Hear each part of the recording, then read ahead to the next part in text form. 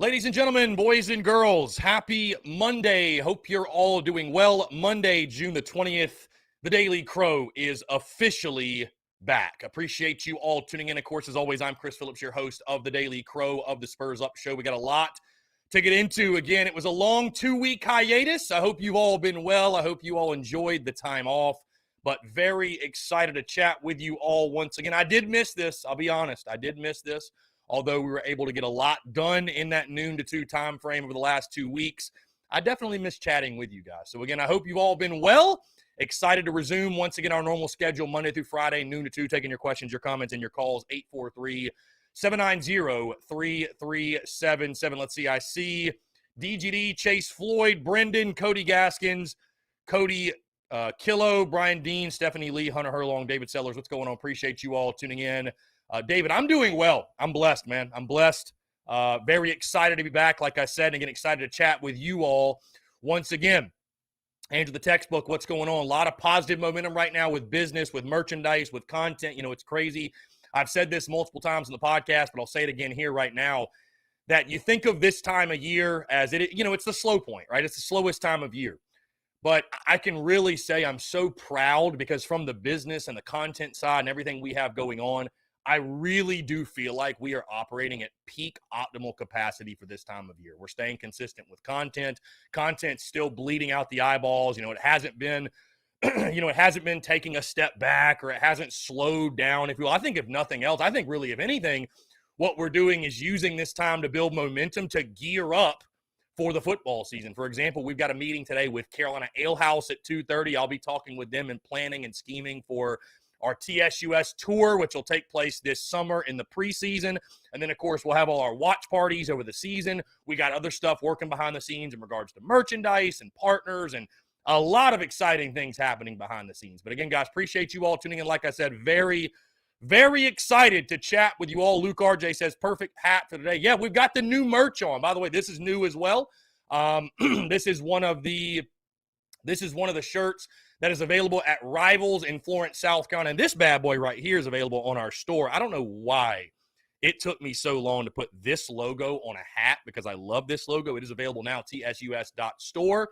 But, yeah, for sure, perfect hat for Shane, the Shane Storm after the interview with Reddit College Football. Yeah, guys, a great interview. If you did not hear that, I actually went to the gym this morning and was listening to that while I was working out in the gym.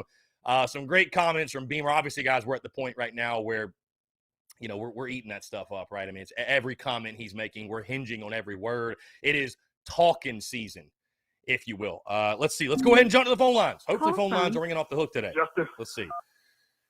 Justin, what's going on, man? How are you?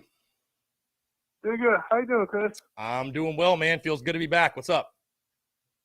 Not much. Hey, Chris, I've been watching the College World Series, man. The SC West is just they're doing very well. Yeah, no, for sure. I mean, Arkansas was my pick. I didn't get to watch it quite as much as I wanted to over the weekend. Had a lot of stuff going on. But, no, yeah, man, it's been a lot of fun. I mean, Arkansas is legit. Ole Miss is as hot as anybody. So, yeah, it's been really fun to watch. I know Texas A&M got the big dub over Texas yesterday, horns down, of course. But, yeah, I mean, it's College World Series is a spectacle unlike anything else. It's a lot of fun to watch. Oh, yeah. And, Chris, also I feel Arkansas, too, because you always have to be careful because, hey, at some point, Chris, Arkansas is about to get one season at some point, right?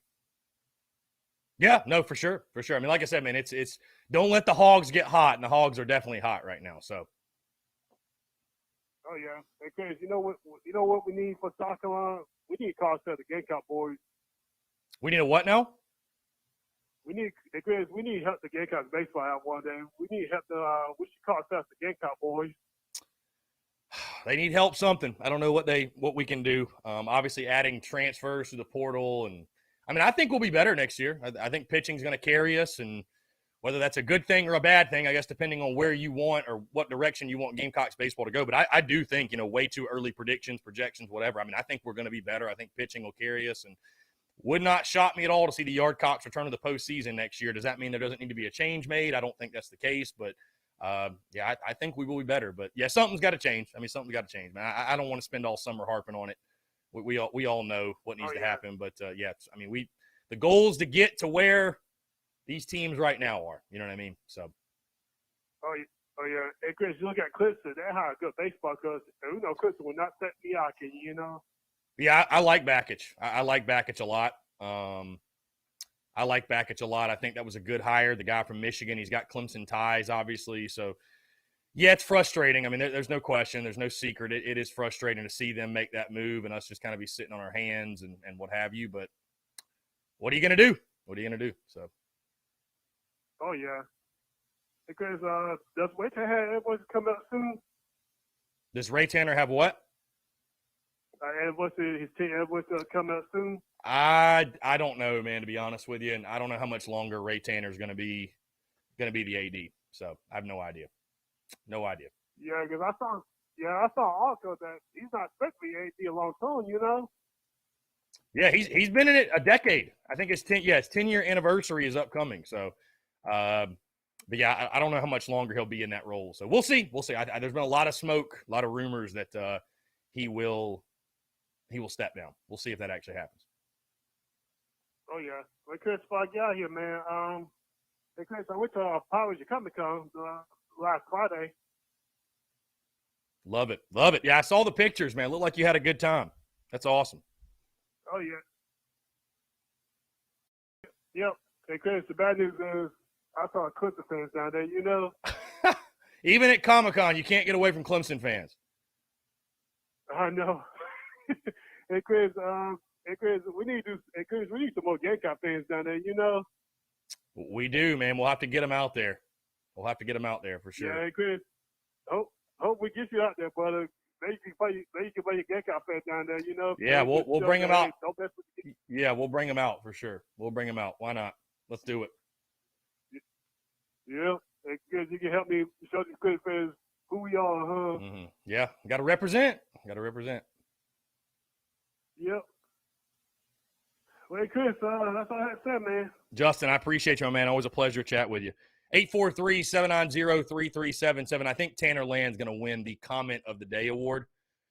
Tanner Land. And you know what? This is something I'm going to get into this habit, right? I'm going to get into this habit because I realized it would make a lot of sense to show the comments to you all as I'm reading them off, okay? So Comment of the Day, I think, goes to Tanner Land. He says, I've been listening to my wife crow for the last 2 weeks. It is good to have the Daily Crow back. Let's go, Tanner. Incredible. That is, I think that might win Comment of the Day, honestly. Anyways, guys, I love, see, we got Panic Ritter up in here.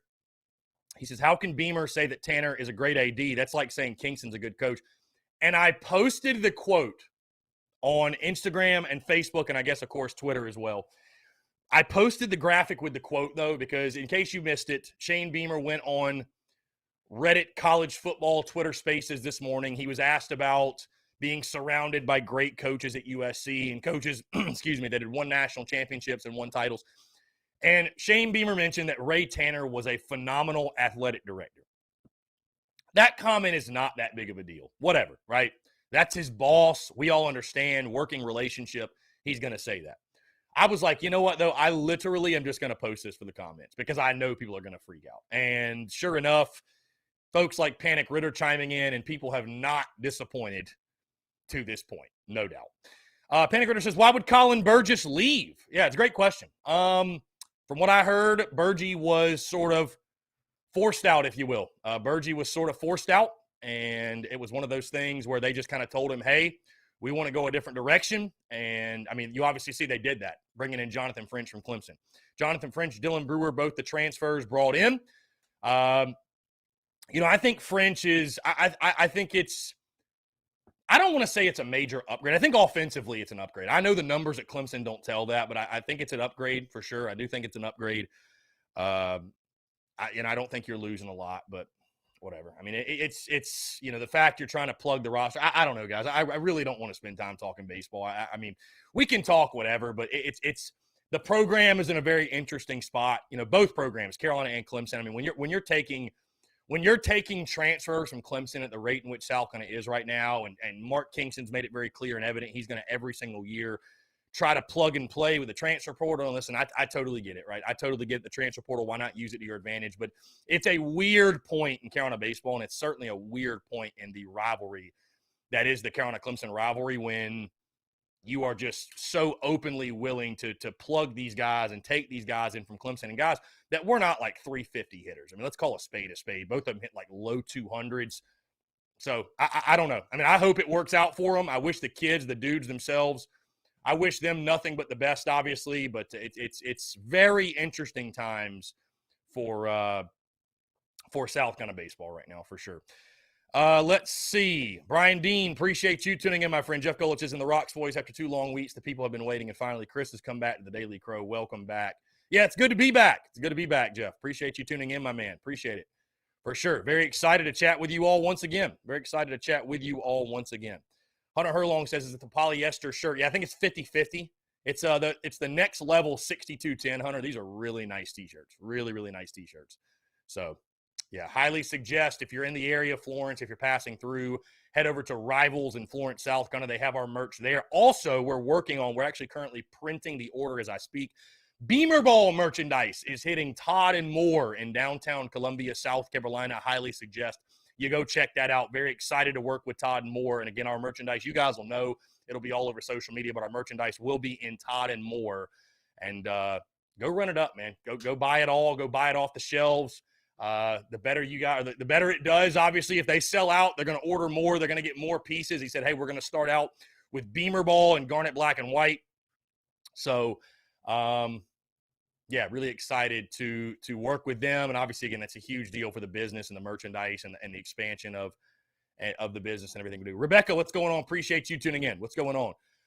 Also, guys, I'm very excited to return.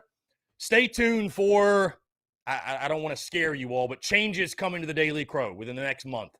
Changes coming to the Daily Crow.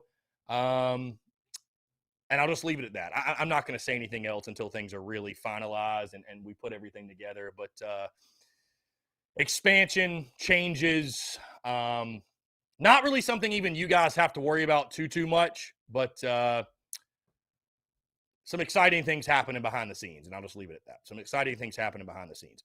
Hunter Herlong, the fabric online is the Bella Canvas, which is pretty close to this. It's a nice, soft material as well.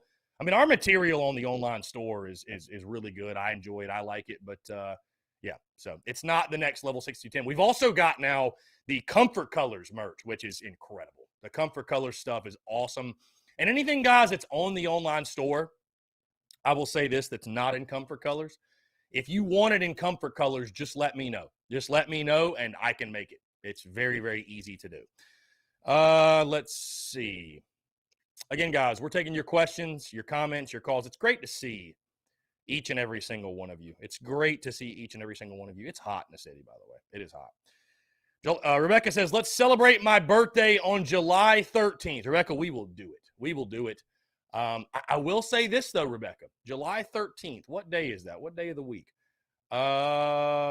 July the 13th is, that's Wednesday. Rebecca, we may not be able to do that because I actually am going on a beach trip with the family, I believe, the 13th to the 16th or 17th, something like that. So, Rebecca, just stay tuned. We may be able to do it. I'm not exactly 110% sure. Let's see. Anyways, guys, appreciate you all tuning in. Thank you all so much for the love and support. Whatever you guys want to discuss. Yeah, Brian Dean, Phil Steele's magazine. I think it's out. I know you could have gotten the VIP package early.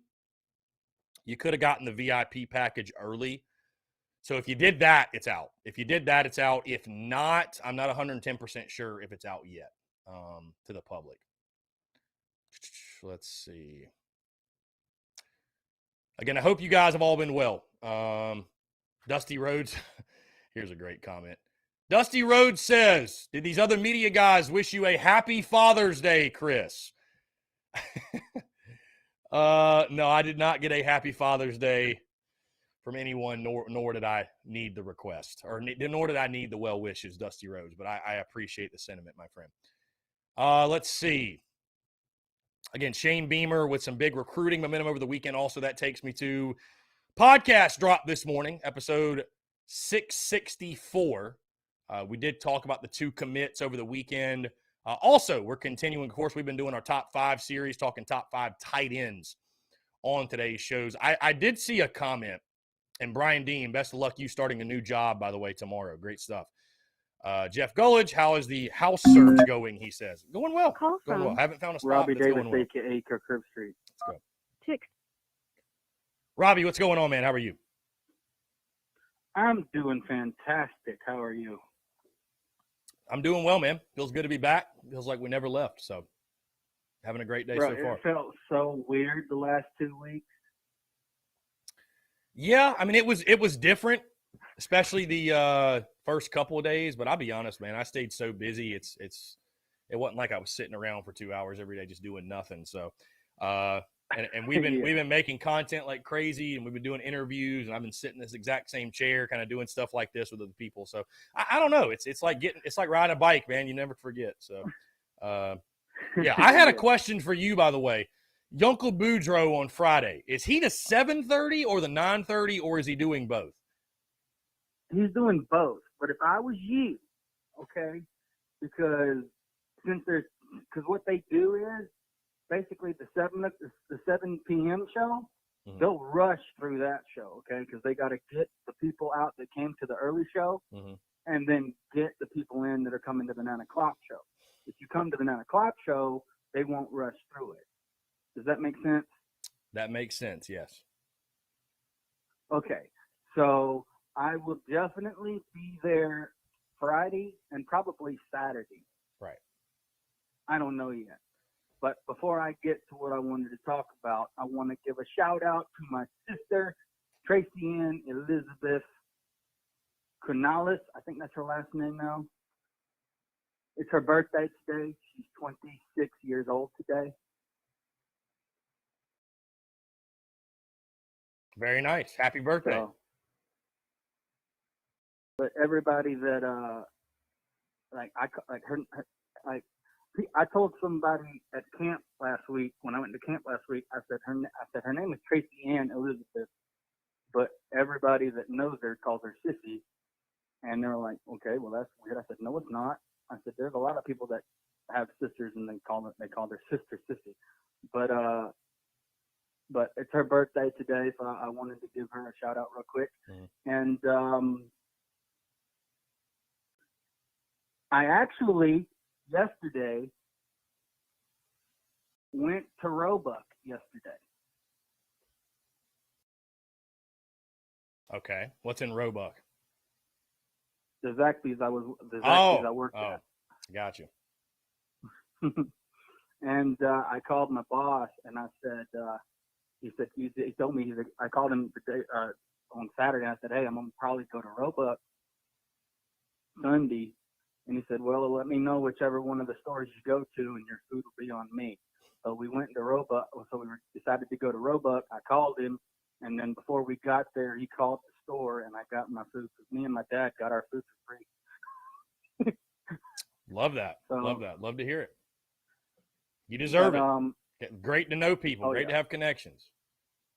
And I got to see the other plaques they made. They got it hanging on the wall. It looks nice. It's identical. It's literally identical to the one that I have. But I got to see the one they put in the store finally. Thank goodness. But anyways,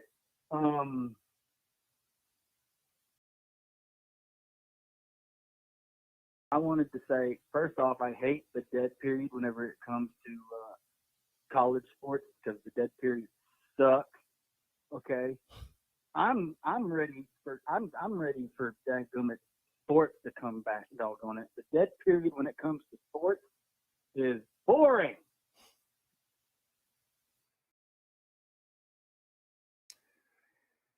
Well, it's just the reality, especially if your baseball team's not playing in Omaha. You're going to have, the month of June is going to be, and July, really. I mean, it's just, it is what it is. So take the time, enjoy it, go to the beach, go to the pool. Through July, then we'll hit August.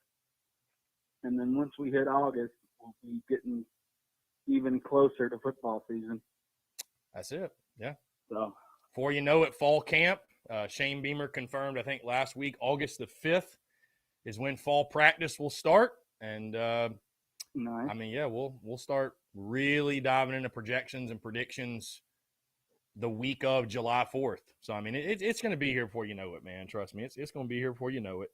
And I don't know, man. Yeah. Like I've said before, I know we love. I mean, you got to think though, college football. What makes it so interesting and so special is, 95% of it is, it's spent talking about it.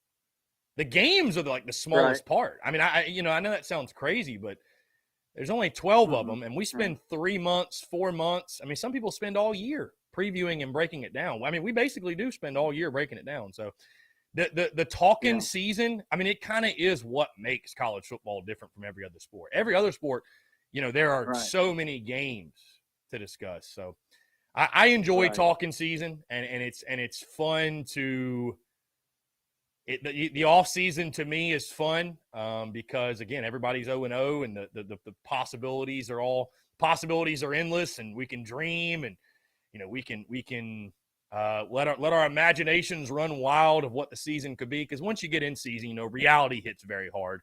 Most of the time. Reality will hit you in the face, and it don't care about the consequences.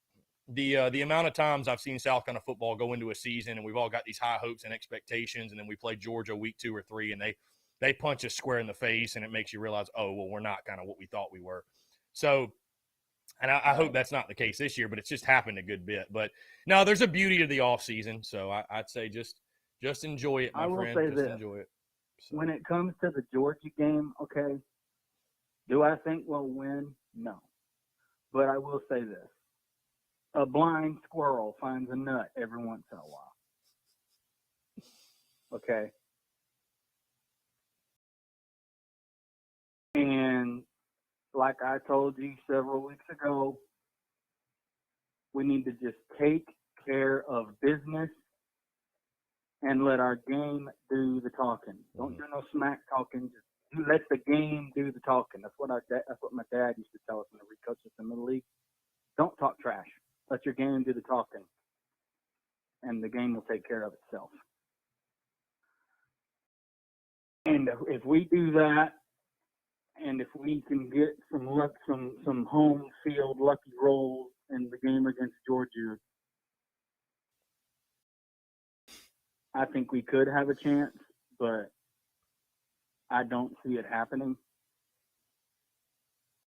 Do I see us possibly being 2-0 going into the Georgia game? Yes. I could see us being 2-0 going into the Georgia game. And I gave you my early prediction a couple months ago. I could see us going at least at best 7-5. And I would be happy with 7-5. 100%. 100%. Oh yeah. And then just building off of that, getting like you've said before, getting recruiting classes on top of recruiting classes on top of recruiting classes on top of recruiting classes. That is how you build a winning program in any sport. It's not just football. It's any sport. I mean, that's how Don Staley did it for women's basketball. Recruiting is the lifeblood of any program, my friend. Any great program, you can, it all comes back to recruiting. Right. And it's like I've said before, it's like having a building built. You don't put in the windows and doors before you lay the foundation.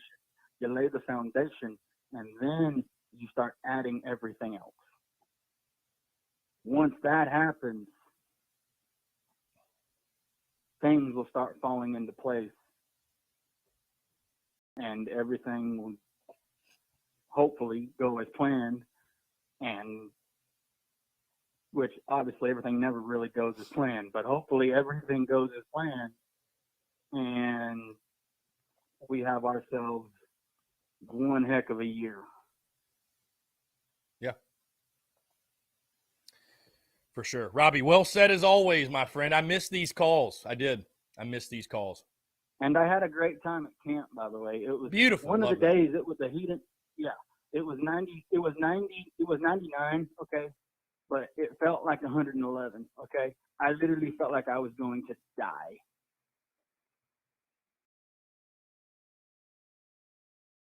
Like it was that hot, and it wasn't even noon. I got up at like 6:30. I was ready about 7:30. And then by about 9:30 to 10 o'clock, I was sweating bullets. It was insane. Yeah. Confirmed, Robbie. It is hot. It is hotter than shit for sure. Yeah, it is. It is hot. Yeah. Yeah. Yeah. It was insane. Yeah. But it was a great week. We had 2 baptisms Friday morning before we all left. It was great. That's awesome, man. God bless. God bless. Robbie, I look forward to seeing you and Uncle Boudreaux Friday night at the Comedy House. And I know we'll talk. Totally. Before then, but I look forward to seeing you. And he got a guitar. He got his guitar made up. Beautiful. I'm not going to tell you anything about it, but I'm telling you, I think you'll like it if you. Gotcha. It's pretty clever. Beautiful. I love that. I love to hear that. Friday evening. Mm-hmm. I will see you Friday evening. Go Gamecocks. To heck with Clemson. Y'all suck at everything. Okay, everything. Okay, I don't give a darn. They suck, okay? They're trash. Garbage. Hot, stinky, 111-degree garbage.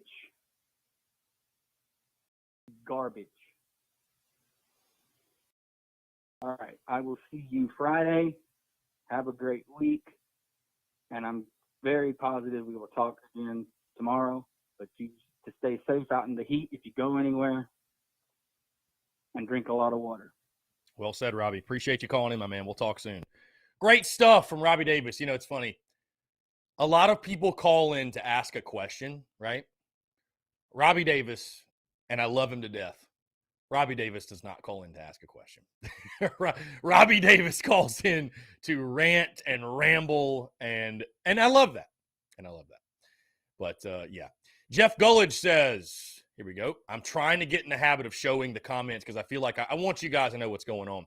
He says, didn't we get 8 commitments last week? Yes. The numbers have been a little hard to keep up with because Shane Beamer just fires off these welcome home tweets, and you're like, who does each go with? But South Carolina currently in the 2023 cycle has 8 commitments. I'll go down the list.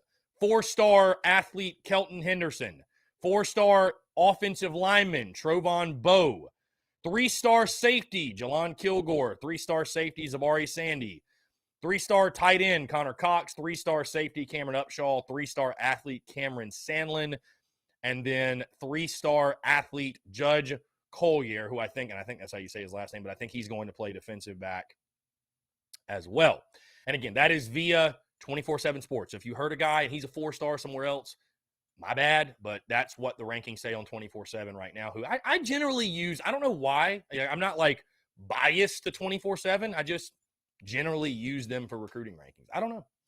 Maybe I should start using somebody else. I really don't give a damn. Either way, though, South Carolina has 8 commits right now for the 2023 class, and I would expect the recruiting momentum to continue. I mean, obviously, Shane Beamer. And the beautiful thing is this. Again, I talked to Brad Lawing, obviously, multiple times. And Brad told me when it comes to recruiting at South Carolina that, you know, when you get a kid on campus, right, because recruiting's extremely competitive, as we all know, especially when it's South Carolina and you're surrounded by, you know, Clemson to your north, Georgia to your west, the entire SEC, and just how competitive that is with each and every single team in that league committing the resources necessary to winning and winning big, maybe outside of Vanderbilt, no offense to the Doors. But, you know, the thing with Carolina is this.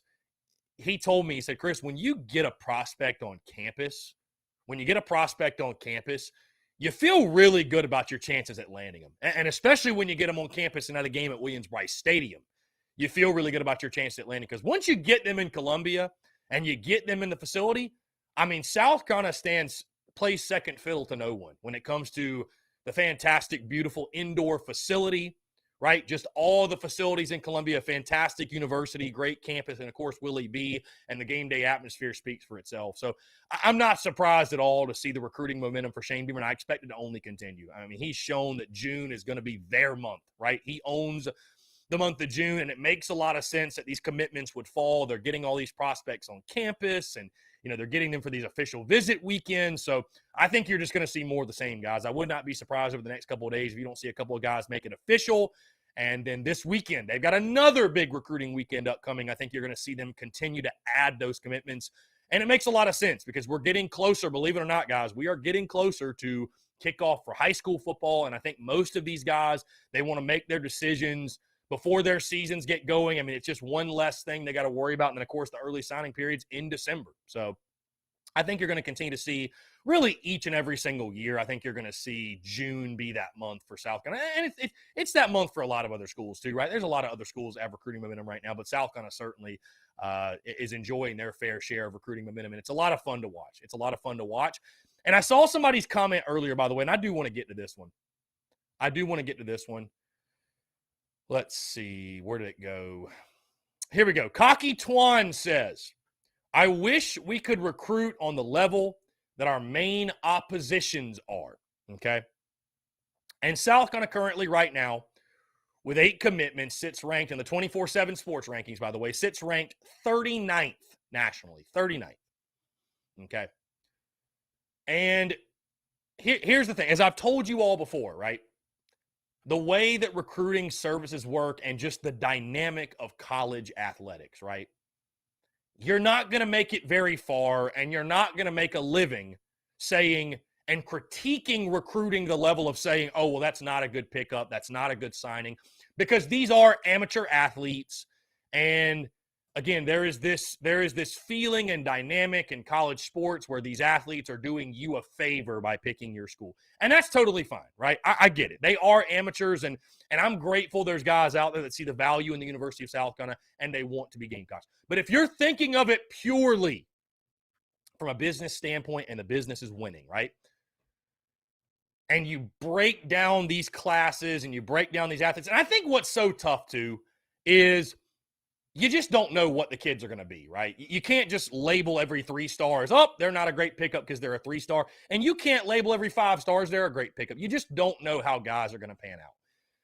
But I understand where Cocky Twan is coming from, of how is South Carolina going to compete with the Clemsons, the Georgias, the Alabamas, the Ohio States, the elites of the world recruiting at the level in which they are.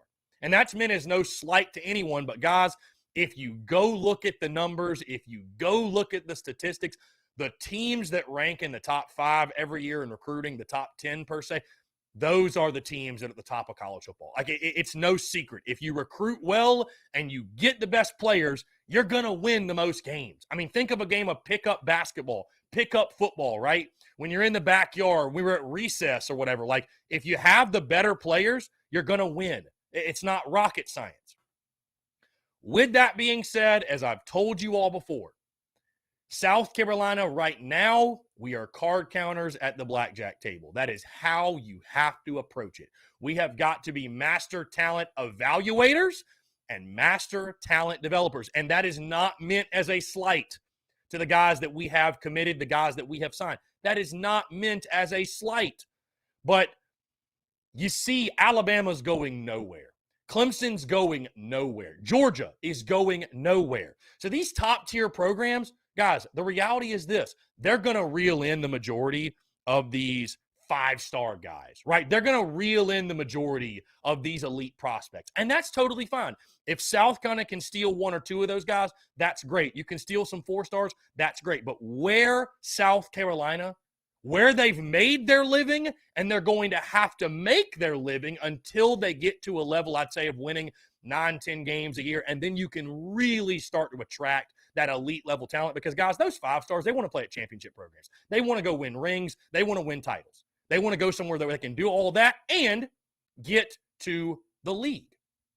But until that happens, you've got to make a living recruiting the right type of guys, these 3-star dudes that have a chip on their shoulder, the DJ Swearinger types, the Melvin Ingram types, that for whatever reason, whether it's a misevaluation, they're a late bloomer, whatever it is, this staff has got to be able to identify those players in recruiting, and once they get them on campus, get the most out of their talent. Again, that's not to say, hey, we got to be able to pull in some 4 stars and some 5 stars. You got to go get guys that are no doubt, no-brainer guys that are going to contribute, right? I mean, the Lattimores, the Gilmores, the Jeffries, the Garcias, the Clownies, like guys that are no-brainers, right? Guys that you feel confident in.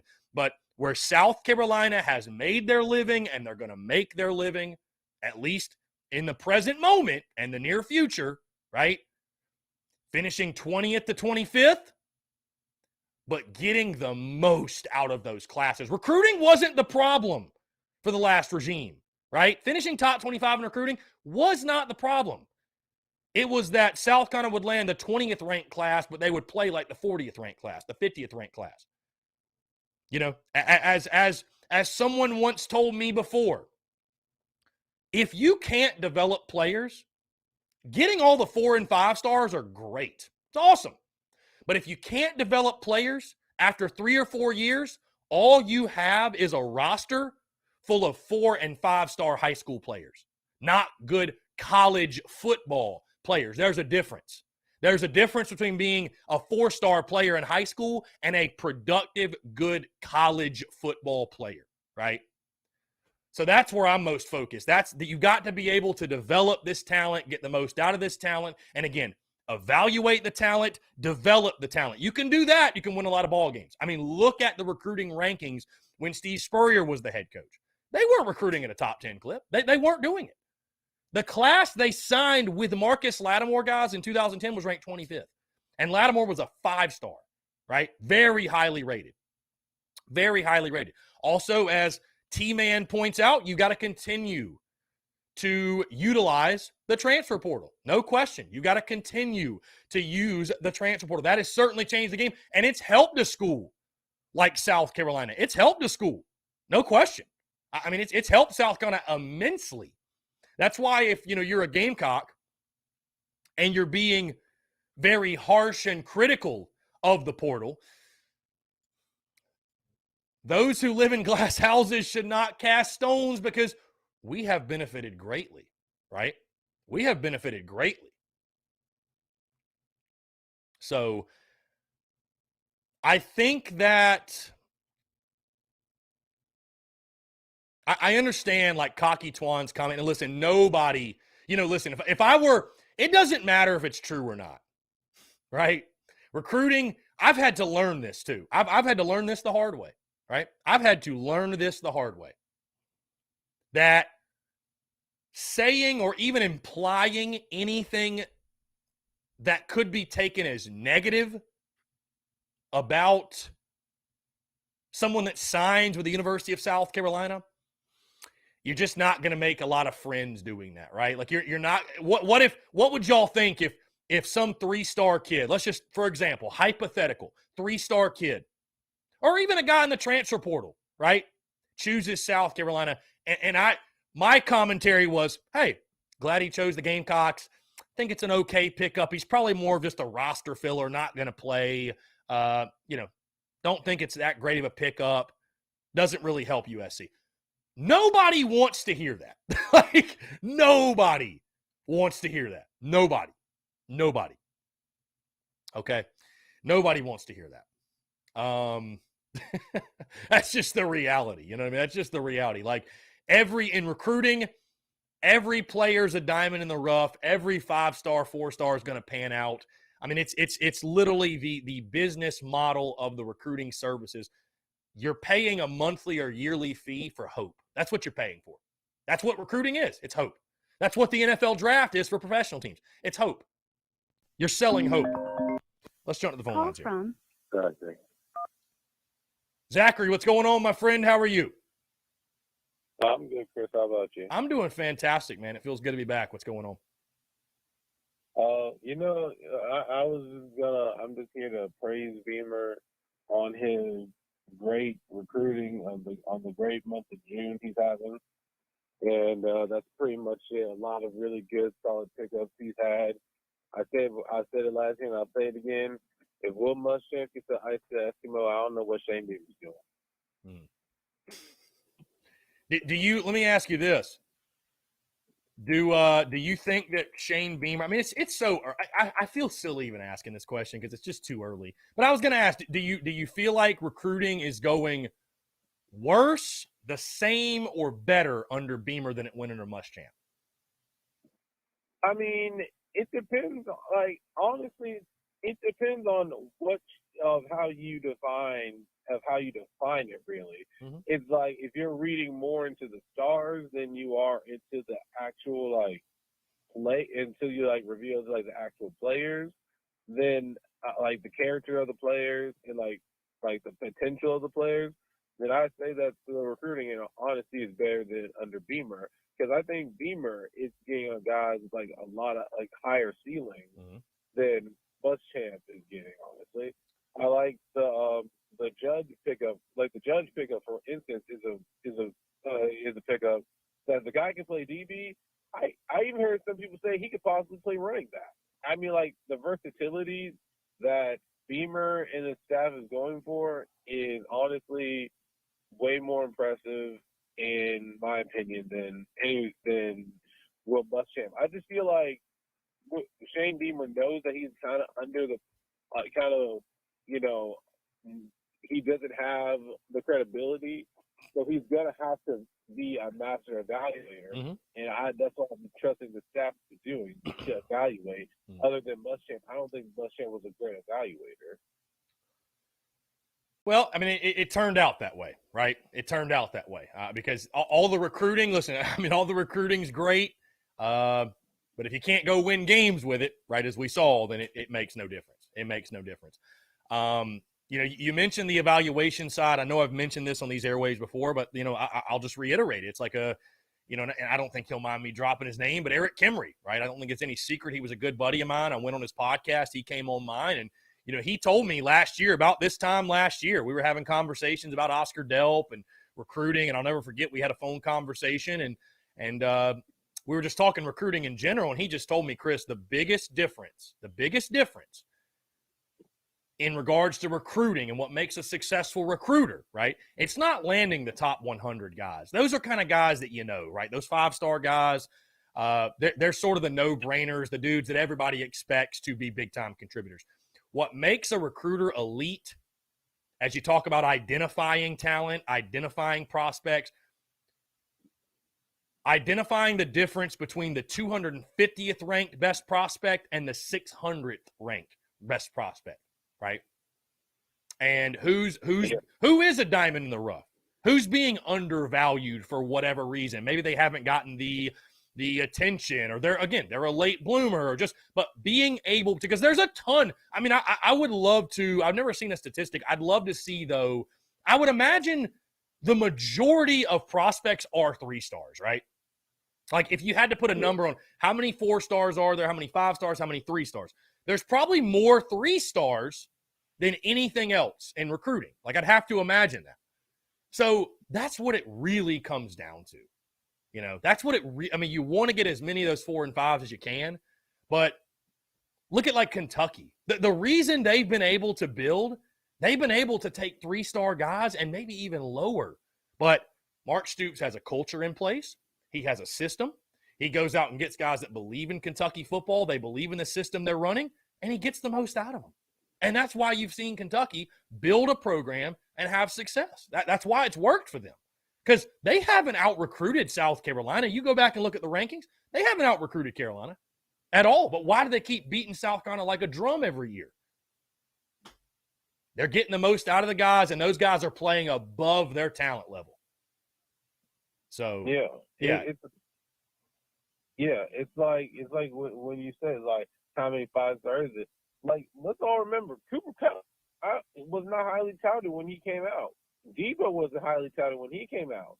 There's been so many players in the league, the NFL, I think some recruiting base sent out what they had certain players ranked, and Patrick Mahomes was a 3-star, and he's like one of the best quarterbacks in the NFL. It's it's kind of like guys are undervalued or underused, like kind of undervalued, and it takes like actual development, and that's why I always like. For me, it's always tricky when people talk about star ratings because I'm like the whole stars don't matter, stars do matter rating thing. Because I'm like, well, yeah, stars, like in some ways, yeah, stars do matter because it tells you how far along the guy is.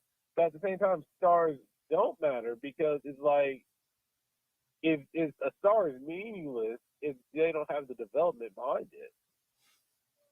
Right. No, for sure. Listen, for sure.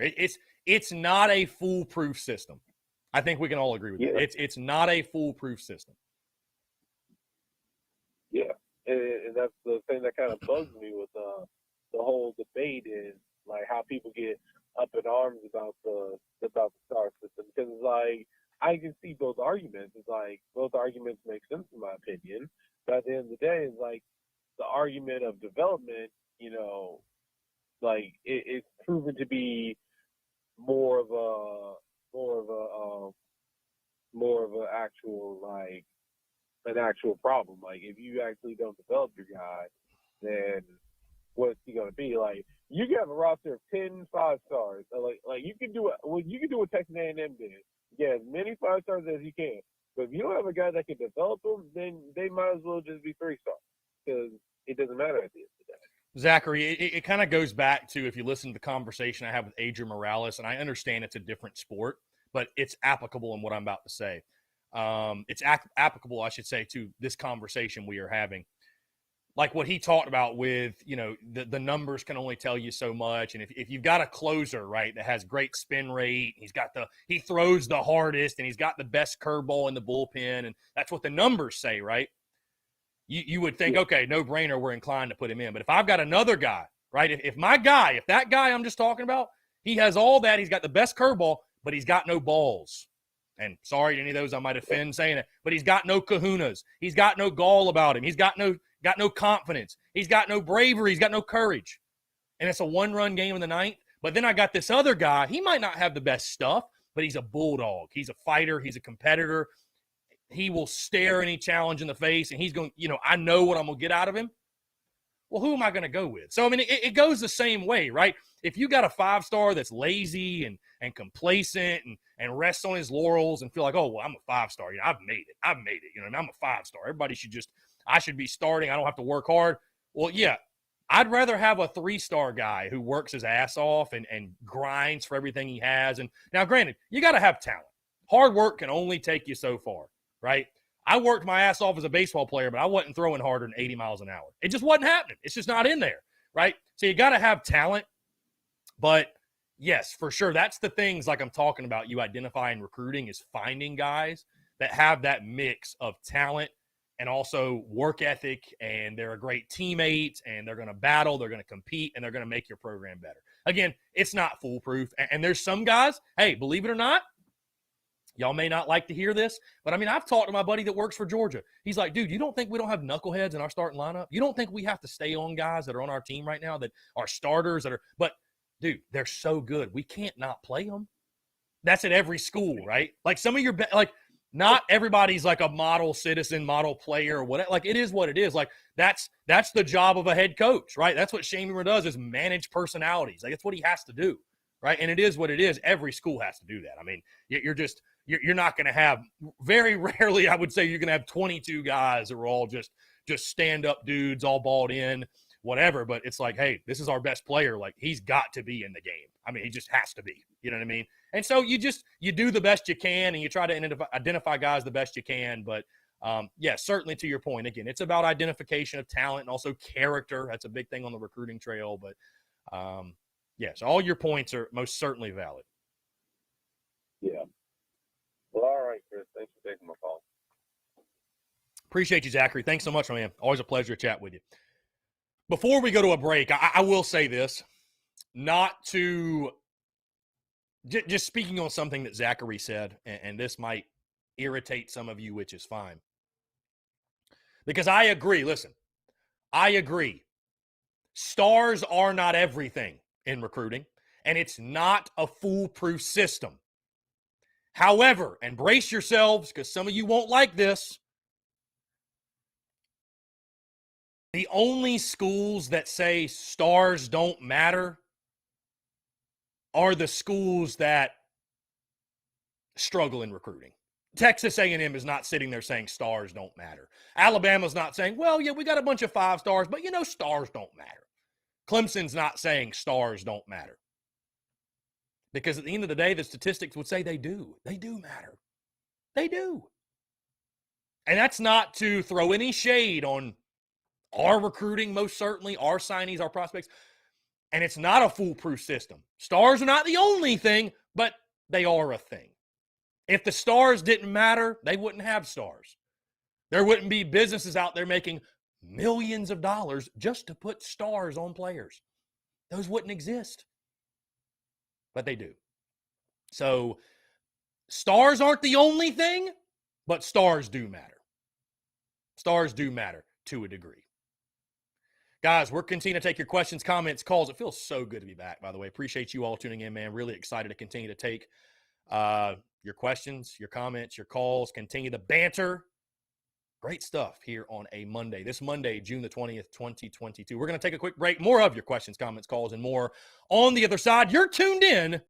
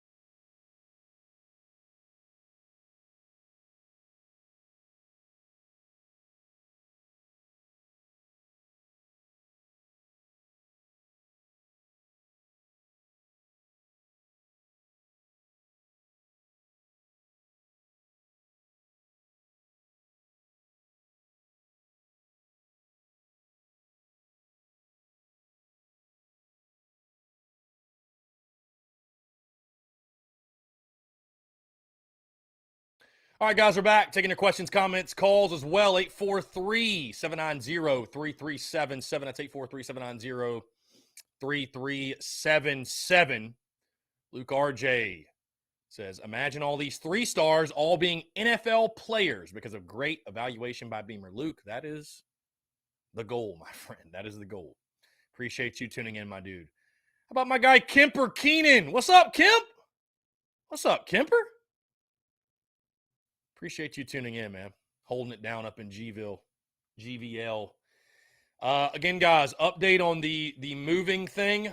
Still have not locked down a place. I started looking really, really early, though. It's crazy. Most all these places, they don't even want you to, like, apply or anything until your move-in date is, like, 2 weeks out. So I'm getting really close to that. So I'll probably be locking down a spot. You know, it's funny. I hadn't moved in forever. And so I didn't realize how much time I had, really. I had way more time than I expected. So probably I'd say within the next, just looking at the calendar,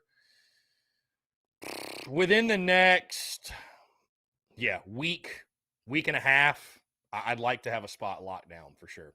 But yeah, so we've only got a couple more weeks with this setup, man, with the stew. I don't know what the next stew is going to look like. I don't know what the next Daily Crow setup is going to look like, but we'll have something awesome. And I'm excited, man. I'm excited for the next step in the journey. And what's awesome for me, man, is no matter where I'm at, I'm going to be doing something I love to do, which is this. And that really makes it easy. It makes the move easy. Because what I do every day, I'm fulfilled by it. So it really doesn't even matter the city. It doesn't matter the spot. Obviously, I want the spot to be nice, but, you know, it's I get to wake up and do what I love to do every day. So that really, you know, that really makes it easier, makes me fulfilled if you want a day in, day out basis. Let's see here. Jeff Gullidge, here's a great question. Jeff Gullidge says, question for you. If you're to bring someone to a South Carolina football game this season, it's their first ever going to Willie B. What game are you taking them to? That's a good question, Jeff. That's a good question because on one hand, you know, you immediately think like Georgia, right? Great atmosphere, but it's going to be a noon game. But I'd love to take them to a game probably that I knew we were going to win. I'd probably say Georgia State. I'll be honest with you. I'd probably say Georgia State. Maybe Tennessee. I think Tennessee will be a night home game. I think it's a game we will have a really, really great atmosphere, and I think it's a game we could win most certainly. But I don't know. I think Georgia State for me, honestly. I think that'd be one. It's fun, right? It's fun. You know, it would be a lot of fun to go to a game you know you're going to win. So Taylor says, are you staying in Columbia, South Carolina? T-Man, I do not know yet. Do not know. When I know, listen, I'm like a recruit right now. I'm like a recruit right now, right? I'm like a recruit right now who's just trying to lock down a commitment. I'm just kind of feeling it out, figuring it out as we go along. So when I know something, you'll know, I promise. I'm not saying anything to anybody until the place is locked down. I'm not revealing anything too early. So, David Barnes, do you think Carolina will ever have a whiteout in Willie B and rock the Stormtroopers at home? No, I don't see that being a thing, David. I don't see us ever doing that. John Edward, don't know how much you go to the movies, if at all, but if you do, you got to go see Top Gun. Yeah, I've heard, dude, people act like that's like a life-changing movie. I haven't even seen the first one, John Edward. I haven't even seen the first one. I will tell you this, though. I did watch the last season of Peaky Blinders. What a show. I'll tell you this. I'm not a huge TV guy, Netflix guy, whatever. You know, I stay pretty busy, so I don't sit around and watch Netflix a whole lot, but Peaky Blinders is a show absolutely love. Absolutely love some Peaky Blinders. Anyways, guys, we are taking your questions, your comments, your calls. We've hit our second hour. We've hit 1 o'clock. 843-790-3377. It's great to be back, man. Truly. I mean, I miss this. I'm not even joking. If there's anybody out there that for whatever reason you think I just do this for business, I just do it because I love it. I love this. I love this for sure. You know, it's funny, over that 2-week period, we didn't have the Daily Crow. I found myself calling people and having long conversations about football. And I was like, dude, I need the Daily Crow back to do that. Here we go. We're back. To accept. Rebecca, what's going on? How are you? Good. I I'll tell you, I've been missing out on these shows. I hear you. I hear you. We missed you too. How you been? I'm good. Great. Now, yesterday we celebrated Father's Day with my grandfather, and his birthday is tomorrow, but we did it all at one yesterday. Very nice. Great to hear. Had grilled hamburgers, hot dogs, and then I made him a coconut cake and all. So. Very nice. Love to hear it. Somebody said they was wanting to take somebody to a game. I'm aiming to go if somebody will take me. I mean, hey, organize that on your end, Rebecca. Why not? Gamecock fans are known for their generosity, so I'm sure you could find somebody. I would love to go to the one with Tennessee. That'd be a fun one, wouldn't it? It'd be a fun one. I got to think you got to have some friends coming down for that, right? I mean, that's a big game. I want to. I really want to. It's just the money situation. The almighty dollar. Yeah, inflation's a bitch, isn't it?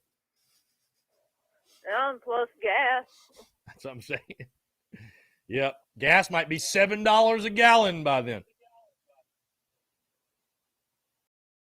Jimmy said that he'll take me. All right. Tennessee. Jimmy's stepping up. How about Jimmy Mendillo stepping up to the plate? Love to see that. No takebacks, Jimmy. No takebacks. Get me. No takebacks, Jimmy. I would love that. Love it. How many days is it? How many days is it? What do you mean? The football season. Oh, how many days away? 75. 75 days till kickoff. Okay.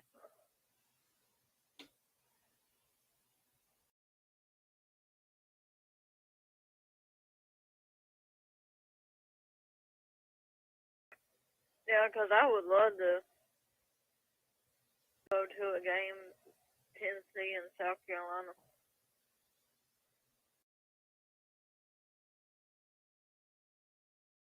Well, did everybody miss me?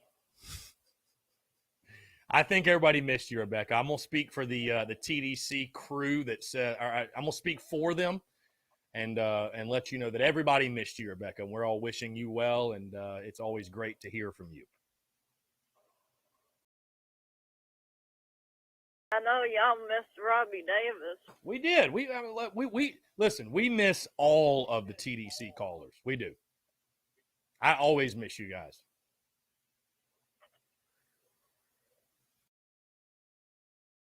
Right.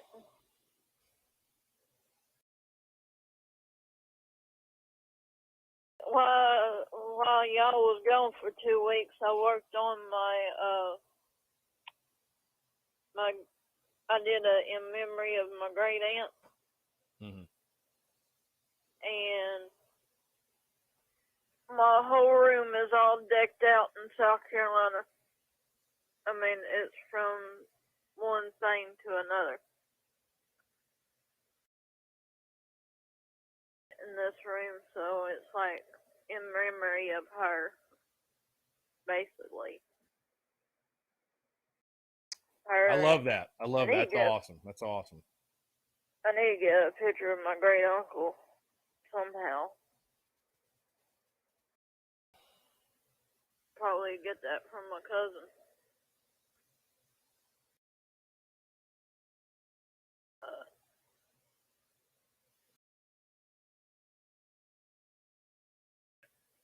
Anyway, I just thought I'd just call in. No, it's always a pleasure. We appreciate it, Rebecca. It's always a pleasure to chat with you. Yeah, I can get off of here. I'm gonna eat this coconut cake. Enjoy it. Love that. Love that. You enjoy that coconut cake. Oh, I will. All right. All right, Rebecca. Bye. You take care. Whoa. Let's say what champ Packers tried to cut Rebecca off early. Rebecca gonna go eat some coconut cake. Love that. Love that. Let's see. Let's see here. Speaking of inflation, by the way, I just got an email from Printful, our vendor. It says, due to inflation and rising production costs, our suppliers have increased their prices, leading to more expensive blank products. Shipping carriers are also raising their rates by 5 to 7% due to fuel cost spikes. On July 6th, we're increasing prices for select products fulfilled in the U.S., Canada, Europe, and the U.K., one product fulfilled in Australia, which is great. That's our Bella and Canvas shirt, so that's awesome.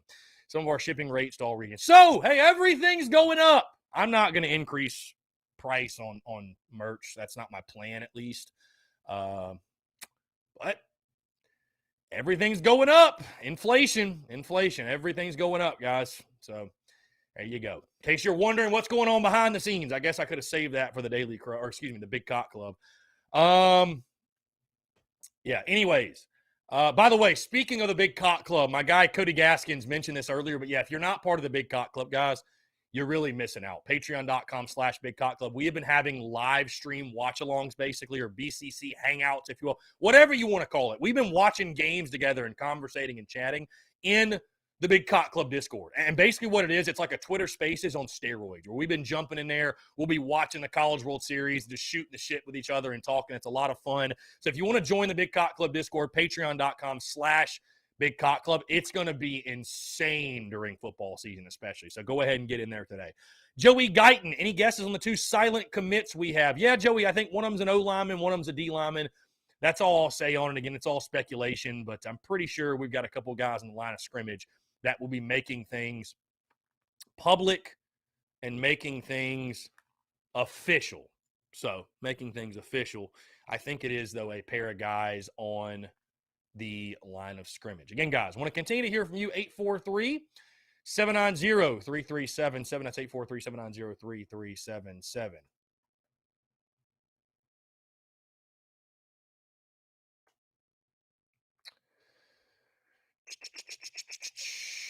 Let's see. Braddock says, what's up, fellas? Due to inflation, 69 is now 96. Love that. Love that. So, side note, guys, you know, I there's a lot of memorabilia in the studio, and I found myself, I'm not necessarily like a collector. We'll jump to that in a second. Call from Little Brad, tell him. to accept, press. Little Brad, what's up, man? How are you? What's up, Chris? How you doing? Dude, I'm just chilling, man, hanging out. What's going on? Doing great. Feeling blessed and highly favored. At the baseball season was a terrible shit show. It was indeed. And plus men's basketball. But it's been a minute. And congratulations on everything, because I saw everything on Facebook. Everything. I appreciate it, man. Thank you. Thank you. Yeah, we're also blessed and highly favored. So it's summer's been fun, and I just feel like we're building positive momentum to the season, man. So it's going to be a blast. Of course, and especially aside for basketball football season. Mm-hmm. Yeah, no, it's going to be a lot of fun, man. Like I'm excited. I think this is going to be. I'm confident in saying it's going to be our best football season yet. And what's exciting is I feel like I'm going to say that every single year. But I'm definitely looking forward to the season, man. We're all hyped up and energized, and just can't wait. Can't wait for it. I've seen a lot of committed players are getting committed to USC, which I'm so excited. And it's coming like crazy. Yeah, recruiting momentum's high, man. Recruiting momentum. Beamer's doing work. Season. Yeah, he's really working hard. And I'm very proud of that. Yeah, he's working his tail off, man. So I'm excited. I'm excited for sure. I'm excited. I'm very looking forward to it. Just counting the days down. Yeah. 75 of them, my friend. 75. And like I said, I would just stay tuned to social media. Stay tuned to social media, because Shane Beamer and company are just getting started when it comes to this recruiting momentum and the successes they're having on the recruiting trail. Of course. So Thanks. Well, It's getting a I'll lot tell of you that. this. I'll tell you this, little Brad. I don't know when the last time you called in was, but I always look forward to your voicemails during the season. So always be sure to call in, my friend, because I know right now we don't play nearly.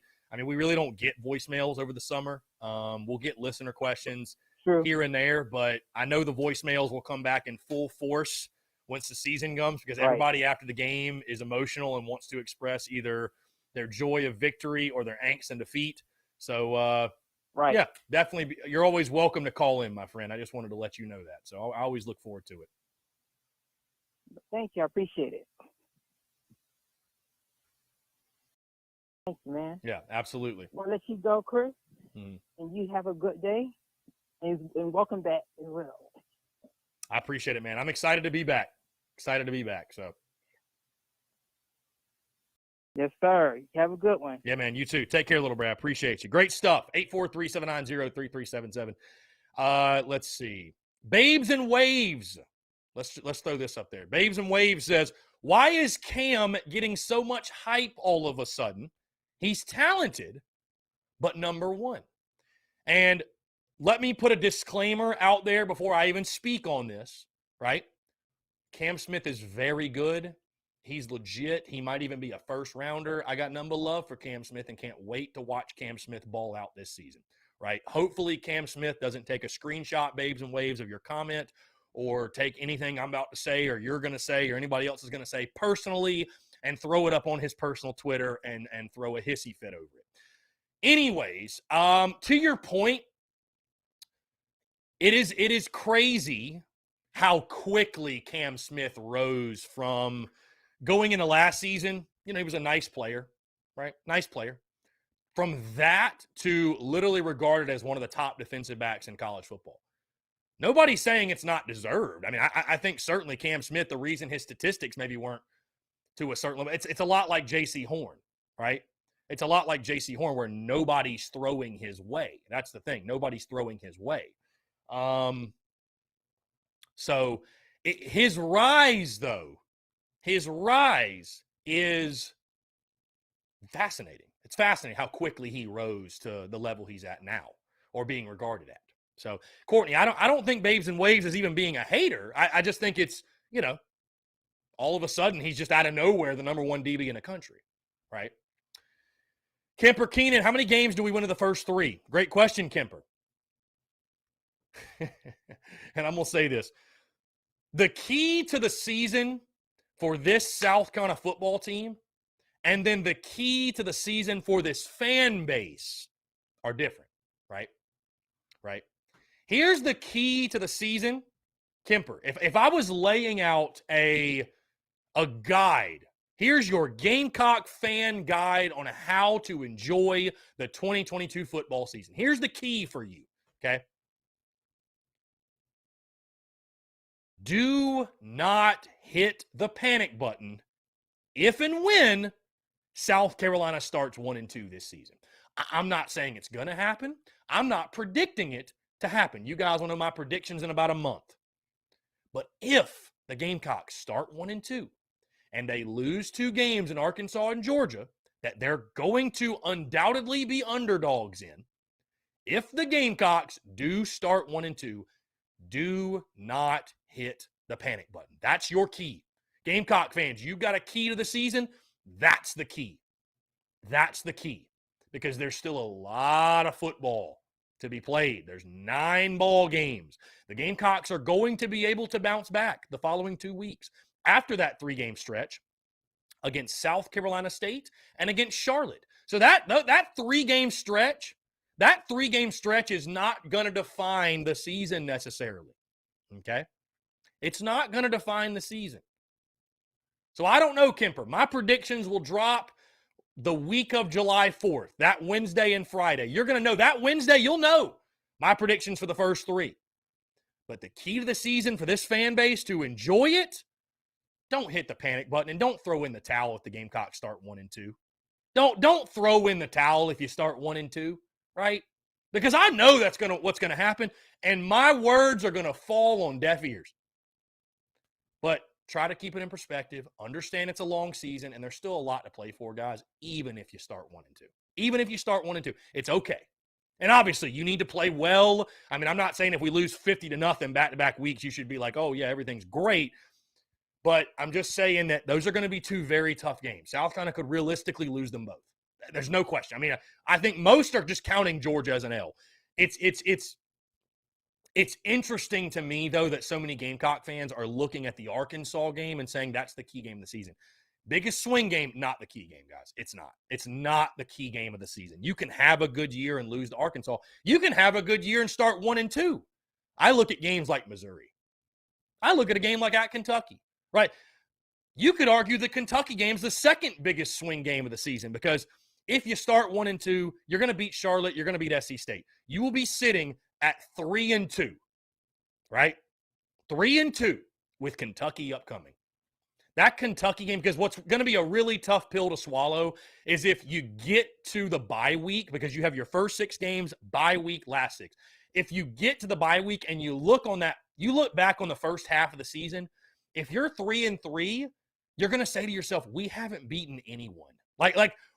And this is no disrespect to Georgia State, SC State, or Charlotte, but you're going to say we haven't beaten really anyone of quality. We don't have a quality win right now. We've played 3 teams we should have beaten, and we beat them. And we've played 3 SEC teams, and we've lost. You know what I mean? So it'll be like, who is this team? Who is it? The goal is to start 4-2 to the first 6. If you can be 4-2 to the first 6, that's a success. But I think you need to do so. You got to find a way to get to 4-2. It's just going to be tough, right? It's going to be tough sitting there in that bye week and being like, if you're 3-3, you're like, who have we beaten? We haven't beaten anybody. We haven't beaten anybody with a pulse, right? So, anyways, though, don't hit the panic button if you start 1-2. That's all I'm saying. Guys, we're going to jump into a quick break, but I want to continue to hear from you, more of your questions, your comments, your calls, and more on the other side. You're tuned in to the Daily Crow.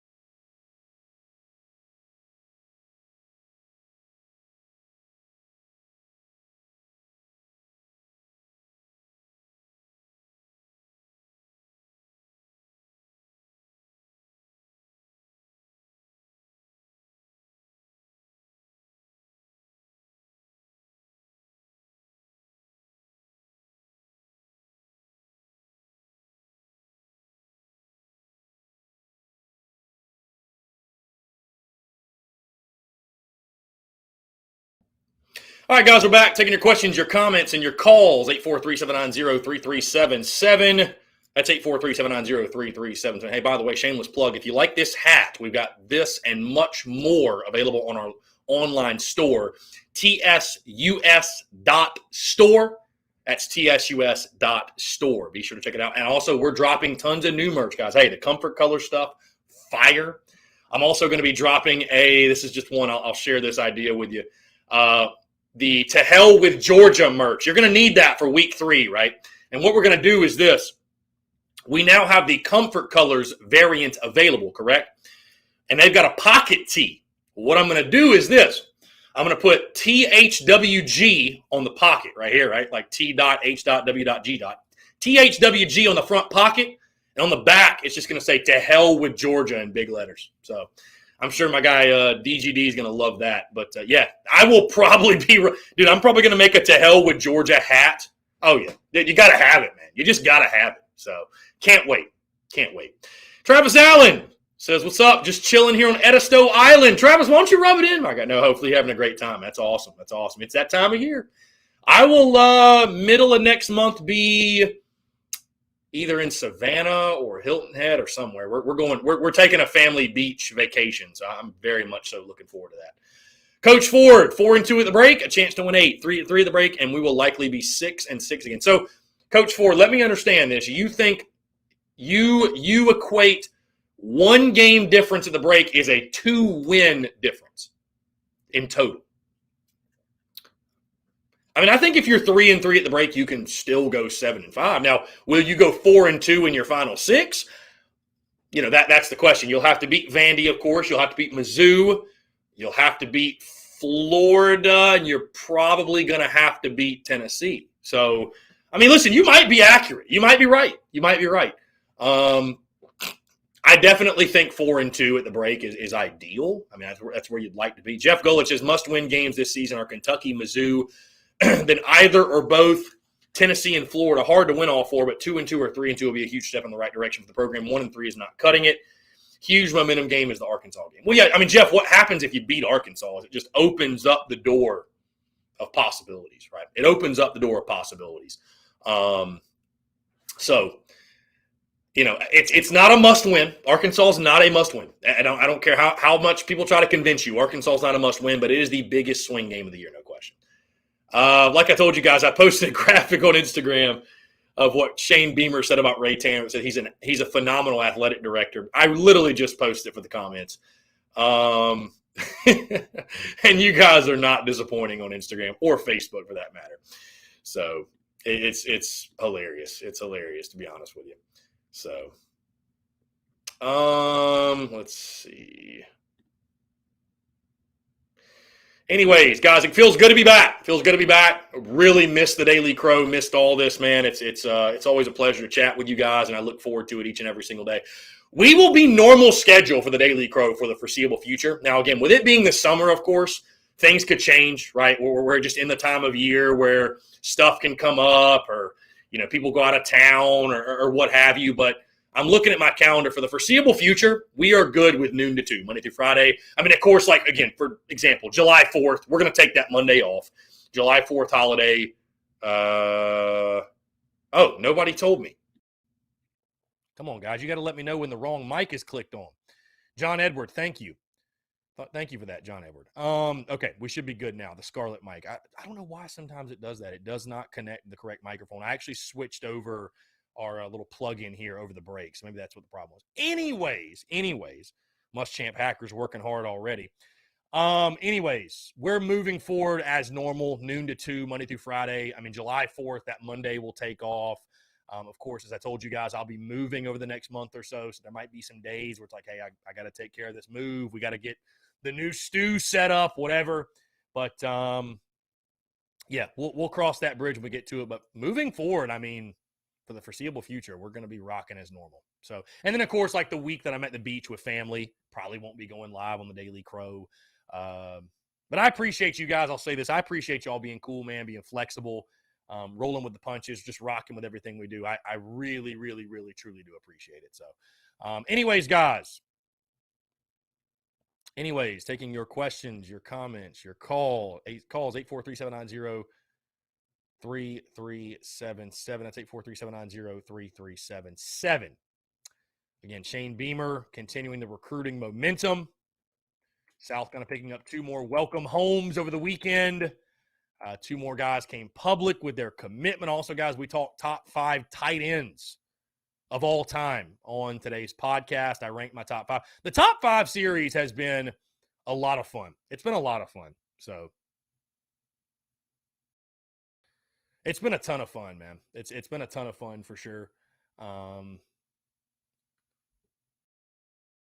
Getting you guys feedback. The beauty's in the banter. Right now, obviously, we're looking for stuff to talk about. We're looking for stuff to discuss. So that top 5 series, I'm really glad we brought that over to the podcast. That's been a blast. Babes and Waves, any chance the Georgia game time slot gets changed?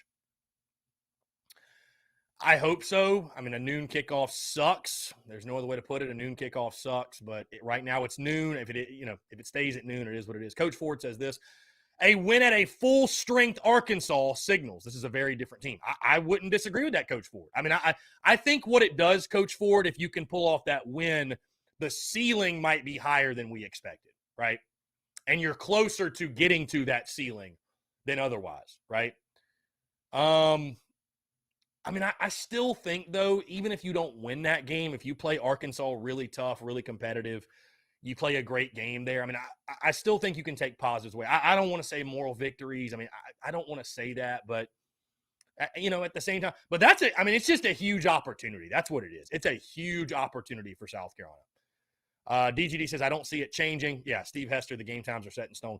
Yeah, I mean, it is what it is. We play them at noon, so be it. It is what it is. I hate it. I hate it. So these guys and these replies, bro. Somebody on Twitter says Satterfield's the only part of the team that's holding us back. Once we replace him, we're back competing for the East. Like, dude, come on, bro. That's an absurd statement. That's an absurd statement.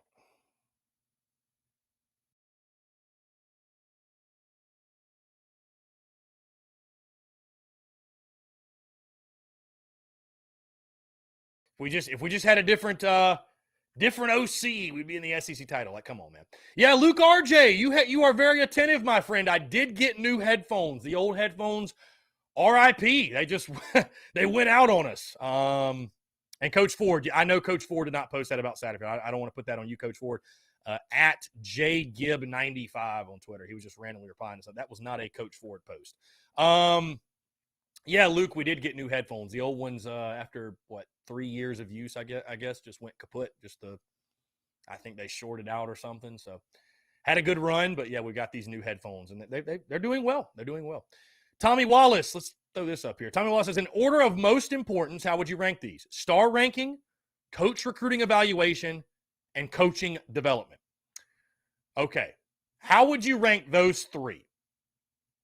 What's interesting is I think star ranking may be the least important of those 3, truly.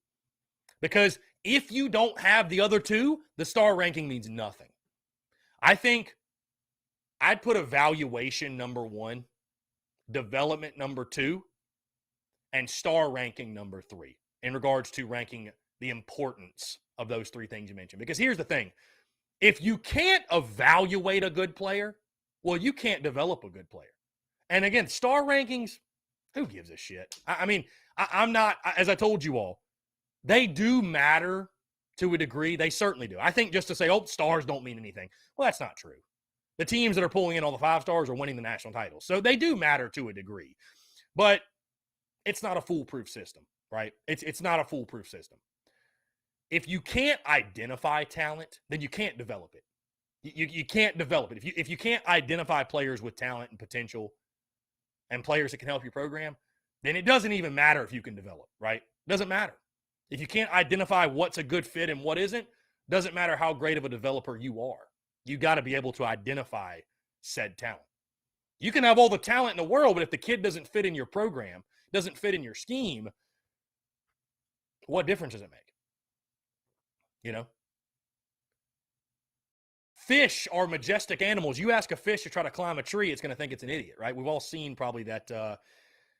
We've probably all seen that illustration or whatever.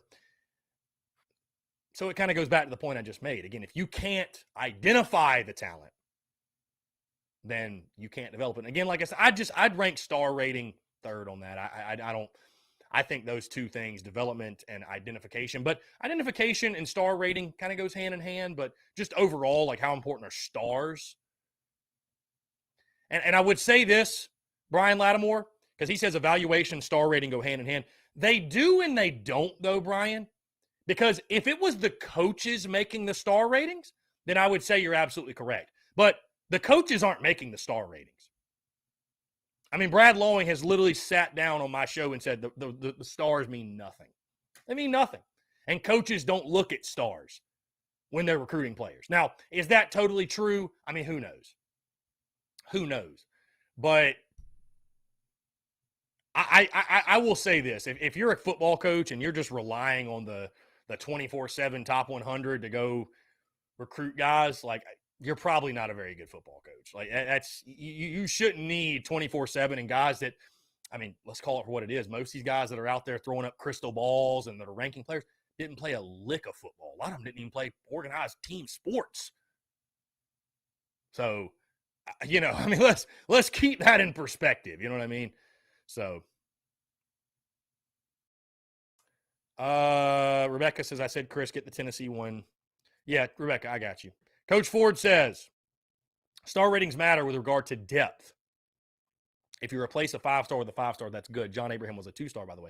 Yeah, I mean, listen, Coach Ford, that ranking of that list is not me saying that stars mean nothing. I literally just said earlier that they have a role and they're important. They're not everything. But they don't mean nothing. They don't mean nothing. And again, the only teams that say, well, stars don't mean anything. Well, would you say that if our entire class was a 5-stars? Would you say that if our class was A&Ms? Oh, well, stars don't mean anything. No, you wouldn't. You would be hyping up our class being number one in the country, right? It's the only teams that sit there and the lead thing they say, like, is when they talk recruiting is, well, you know, the stars don't really mean anything. Well, you're saying that because you're ranked 40th in recruiting. Of course you're going to say that, because if the stars did mean everything, you wouldn't like the reality of your program. Am I wrong? Am I wrong? Luke RJ says, stars don't matter for the player's success. You can be undervalued and still be a great NFL player. Gilmore, Ingram, and others. Well, Gilmore was a 4-star. Gilmore was a very highly sought-after player. Ingram, I'll give you that one. Hey, look at DJ Swearinger. That's another one. Again, Luke RJ, you make a great point. It's not a foolproof system. It's not a foolproof system. Most certainly. Most certainly. What I just said is a harsh reality. The only schools, the only fans that say, well, stars don't matter, it's bullshit, you can't put any stock in it. The only fans that say that are fans of schools whose schools are not doing great in recruiting. So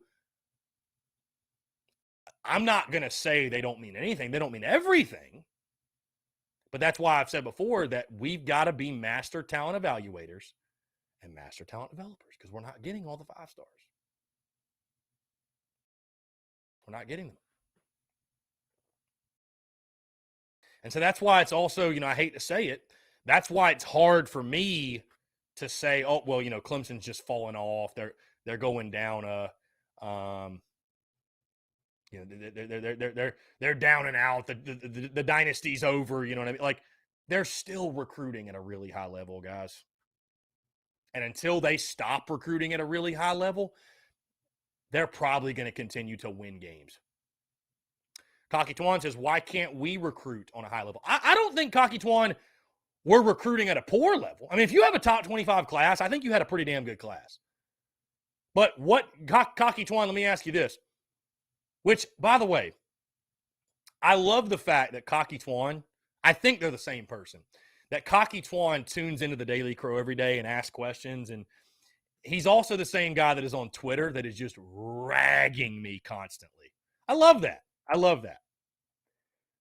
Some folks that are the most critical folks about what you do, your business, all that, they're the people that also tune in every single day. You know what I mean? So I respect that. Wholeheartedly respect that. So, Cocky Twan, I appreciate you always bringing the heat, my guy. Truly. Truly. And if that's a different person, I apologize, but I've seen Cocky Twan in my mentions before just giving it to me. Just giving it to me. But Cocky Twan, I would ask you, what do you define as a high level? Are you talking top 10? Are you talking top 15? Like, are you talking top 5? Like, what are you talking about a high level, right? Because I think recruiting is just as simple as this. I mean, obviously, you've got to have facilities, right? Great game day atmosphere. You got to have the right coach. But I think a lot of it just comes back to winning, man. I think a lot of it comes back to winning. And it's the chicken or the egg conversation, no pun intended. Do you have to win a lot of games first, and then the great players will come? Or do you have to get a lot of great players first, and then the wins will come, which in turn will bring in more great players? I think you've got to have a little bit of a mix of both. I think you've got to have a mix of, you've got to be winning enough with what you have to show prospects, hey, we're just a couple pieces away. You're the missing piece. We're just a couple pieces away here. And you're our guy that's going to get us over the top. Because you can't be going 4-8 and say, we're just this close. We just need you. They're not buying that. They're not buying. They're not choosing you when they could choose Georgia or Clemson or Bama or somewhere else, right? They're just not doing that. They're not doing that, right? So there's got to be a level of winning, because the best players want to play at places where it's fun to play. And you know where it's fun to play? Places where they win. Where they win. I mean, you can say whatever you want about the ACC, but you don't think it's an advantage that Clemson can flash their rings and say, hey, come here, you're going to win an ACC title. What do you want? What do you want? You want to just vouch how tough the SEC is, or do you actually want to win a ring? Who cares about how tough the SEC is or how crappy the ACC is? Ring's a ring. Ring is a ring. Hardware's hardware. Don't matter. And that's why when you have that uncomfortable conversation with people that can't think critically, that they scoff at this combo, they scoff at this statement. When people ask, should South Carolina have never left the ACC? Because, hey, if things went exactly how they went, and you did get Steve Spurrier, and you had the 10-13 run, if you were in the ACC, folks, you've got a couple conference titles sitting in your trophy case right now. There's no question. There's no question you do. No question. And again, that's not me saying like Carolina should move to the ACC, but that whole conference pride thing, like, who cares? If you're winning a championship, who cares? Who cares? It doesn't matter. I'd rather have rings to flash than have conference pride. Who gives a damn about conference pride? I don't care. None of us care about conference pride.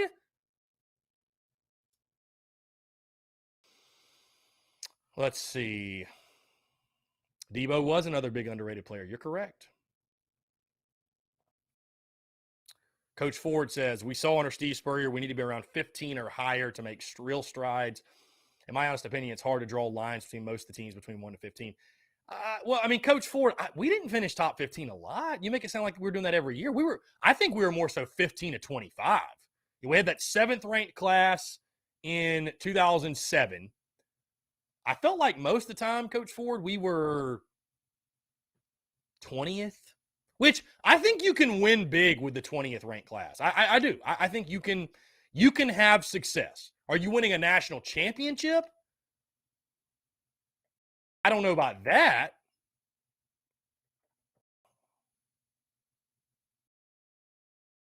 Let's see. Let's go to, because now you got me curious. 2011 recruiting class. 17th, okay? Finished 17th in recruiting. 2012, finished 16th in recruiting. 2013, you finished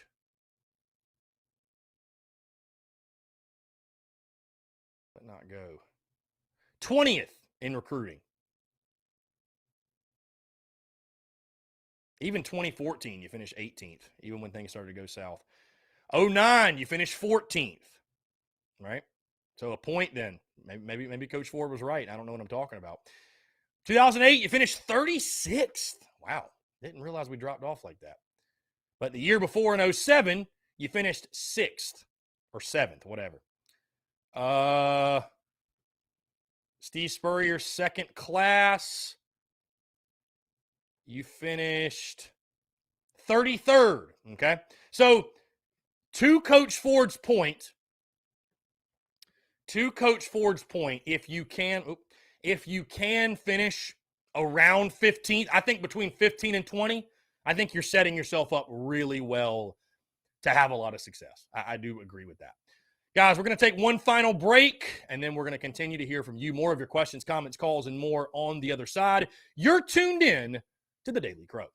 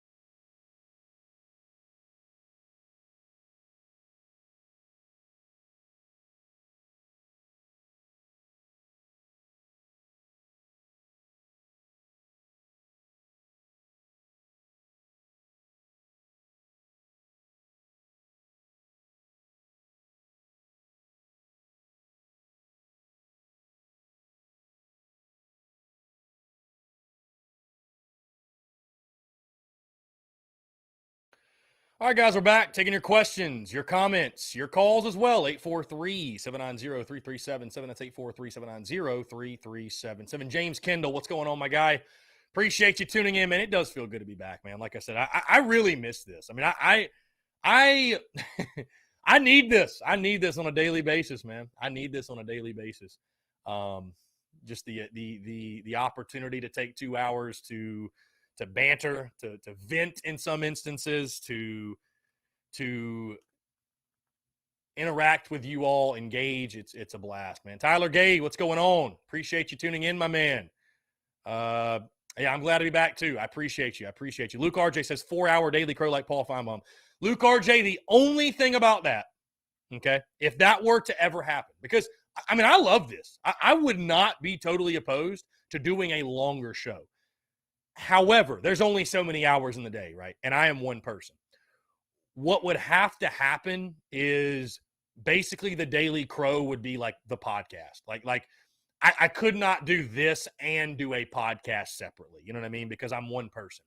And that's a lot of time to take for a live show. I think 2 hours is solid. I think 2 hours, at least for right now, I think is solid. Now, again, guys, could there be changes to the Daily Crow? There are changes that are coming to the Daily Crow, no doubt.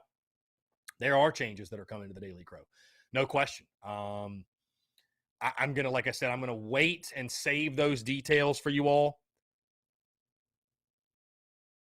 I'm going to wait and save those details for you all until things are more official, but a potential rebrand is coming, okay? A potential rebrand is coming. A potential, at least on the YouTube side of things, moving to a different channel is coming. However, and you all know this, I feel like you all know this. If you don't know, I'll say it again. I only make decisions for the business and the content specifically. I only make decisions to drive more value for you all and to make things and to enhance things and make things better for you all. Okay, so any decision I make, just know, I know for some people, you know, change is uncomfortable. People fear change. They run from change. I embrace change. Change is an area for opportunity. And you know what the beauty of change is? You can always change your mind. You can always change course. You can always change direction. You can always pivot, right? You can always pivot. But if you don't make that initial change, I think that's where people get confused, right? If you don't ever change, right? Making a bad change or making a mistake or failing is not the worst case scenario. The worst case is just staying put because you're so scared to fail. I mean, I tell people all the time, I love to fail. I love it. I love to fail because it gets me closer to successes. You know what I mean? Like you see the Daily Crow now. This is far from what the Daily Crow was when I first started. The Daily Crow went through 3, 4, 5 different evolutions before it became this, and it's still evolving. It's still evolving. So, also, guys, I want to say thank you all so much for the love and support on the SEC Unfiltered side of things. Of course, right now, you know, we have the College World Series going on, but, you know, my focus is on TSUS, but we're pushing out content there as much as we possibly can. Podcast dropping twice per week. If you want to tune into that, we're having a lot of fun. And certainly that's going to be something that really, really, really, really heats up as we get closer to football season. Anyways, guys, do check out the podcast TSUS that dropped this morning, episode 664. We talked recruiting with the welcome homes from Shane Beamer. We talked the 2 public commits that came out over the weekend, and also top 5 tight ends in Counter Football history as we continue that top 5 series. Also, stay tuned for those of you that enjoy the NCAA simulations, the NCAA football content. Stay tuned for that. I think that's coming later this week. We're going to start a series with NCAA football. I'm not sure if it's going to be on the TSUS platform or the SEC Unfiltered platform. Either way, though, be sure to stay tuned for that, right? Going to be a lot of fun. I always love that content. It's just kind of that time of year, right, where that content is fun. And, yeah, so Cocky Twan says, did take a break because of what happened with Cam and Twitter. Good to hear, Cocky Twan. Hey, a break from Twitter is not a bad thing. And, yeah, it was a shit show. So that's good for you that you did that. Again, I know Cocky Twan, you were on my case, my man. Cocky Twan. I don't even know if Cocky Twan follows me on Twitter. I don't even know if he follows me on social media, but The guy tunes into the Daily Crow every single day. The guy asks questions. And Cocky Twan, like I said, he gives it to me. He gives it to me on social media. So, hey, I respect it, my guy. I respect it.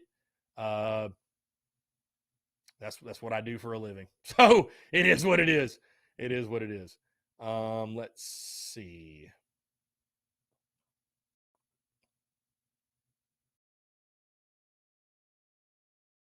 Let's see.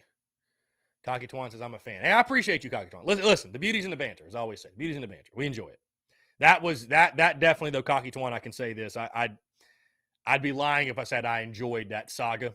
I did not enjoy it. So listen, I want to talk sports and banter, and when it gets so that there are the folks of listen, I poke and prod, but I don't get personal with things. And that saga with Cam, man, there are just the scum of the earth that reside on Twitter that just take it way, way, way, way, way over the top. And that's not just about me. You see it all the time. You see it all the time with different things happening. I mean, there's just certain topics that, there's just certain people that are just the worst. They're just the worst. There's no other way to put it. They're just the worst. So, I mean, all you can do, man, is not take it personally and pray for those people, because I mean, those people, it's an unfortunate reality of social media, but it's there. You know what I mean? It is what it is. But it's what you have to remind yourself. It's a very, very, very, very, very, very small percentage, right? So either way, I love social media. I built my business off of social media, and it's something I embrace fully. So, yep, I love it. Let's see.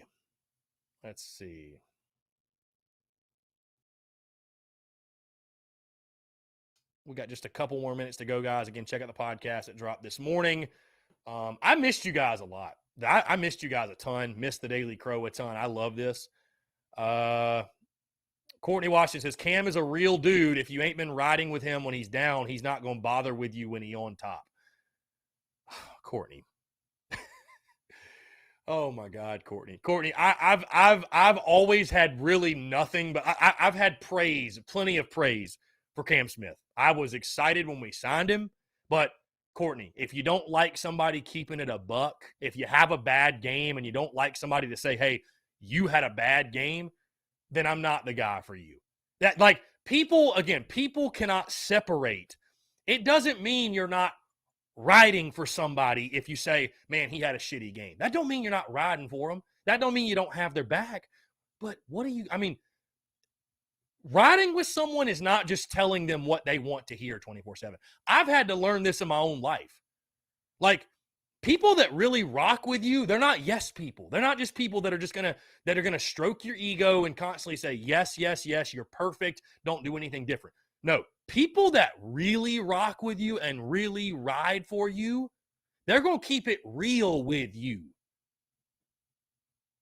Whether it's positive or it can be negative, constructive, whatever it might be, but they're going to keep it real with you. And if you're a real dude, you recognize stuff like that. So, Courtney Washington, to look back at the whole thing that started this thing, I was not one in the camp of saying that, oh, Cam Smith should have his scholarship revoked.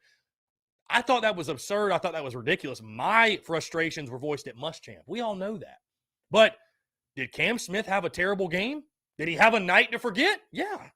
I mean, I don't care if he was a freshman or a senior. He did. That's a fact. Courtney, are you arguing that he had a great game? Or is it like, stop taking it so personal, man. Like, stop taking it so personal. We don't need every excuse in the book. Courtney, I've been riding with Cam Smith since the jump. I think Cam Smith's a great player. I'm glad he's a Gamecock.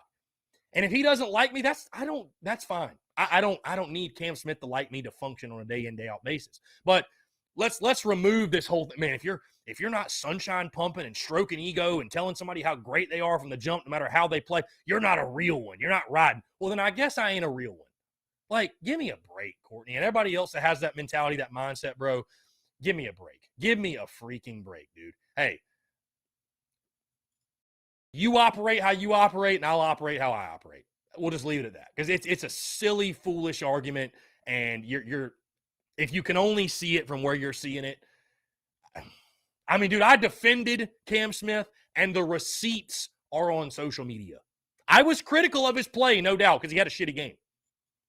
Nobody with a brain would argue differently. He had a shitty game. That didn't define him as a player, nor did I think it would define him as a player. But he had a tough first game. He did. He had a tough first game. That don't mean you don't rock with somebody. That means more so I rock with him because I'm willing to be honest to him. I'm willing to be honest about him, if you will. Let's jump to the phone Call lines. from Big Al. Big Al. Big Al, what's up, man? How are you? I just want to go ahead and say I'm riding through Pickens County, and boy, does it look like shit when it's covered in orange. I love to hear it, man. Yeah, you are correct. You are correct. Holding it down for the Gamecocks in Pickens County. God bless you.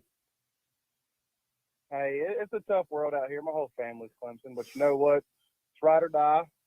But I will say this. I believe that Carolina's going to be rolling in the dough this year. Do I think we're going to win the East? No. Do I think we're going to win any type of championship this year? No. But a bowl game was definitely something that I see happening.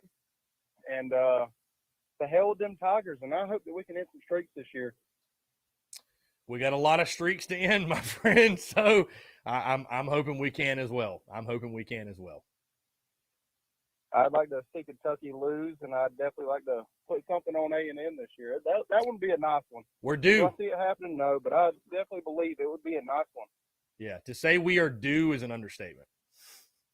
That's for sure. 100%.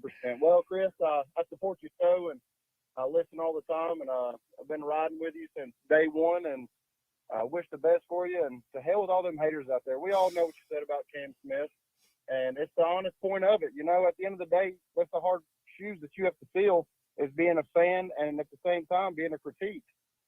And it's a tough loss out there for good Gamecock social media. Oh, yeah. Well, hey, the beauty's in the banter, as I always say. And I appreciate you rocking with it, man. And, yeah, listen, I'm excited for Cam Smith. I'm excited to watch him play all year because he's a good player. So glad he's on our side. It's going to be a good one. Have a good day, Chris. Yeah, man. Big Al, appreciate you. Great way to end the show. And, hey, like I said, you rock that garnet and black, you wear that garnet and black, I rock with you, man. And all we want to do, we all want the same thing. That's to win and to win big and have a lot of fun doing it. Guys, appreciate you all tuning in. We have hit 2 o'clock. We got to get out of here. Really, really happy to be back, man. The Daily Crow, I look forward to this, man, every single day. Appreciate y'all. Check out the podcast. Check out the merch. Stay tuned to all the content. Content bleeding out the eyeballs. Folks, appreciate you all tuning in. Have a great rest of your Monday, and we will talk to you tomorrow.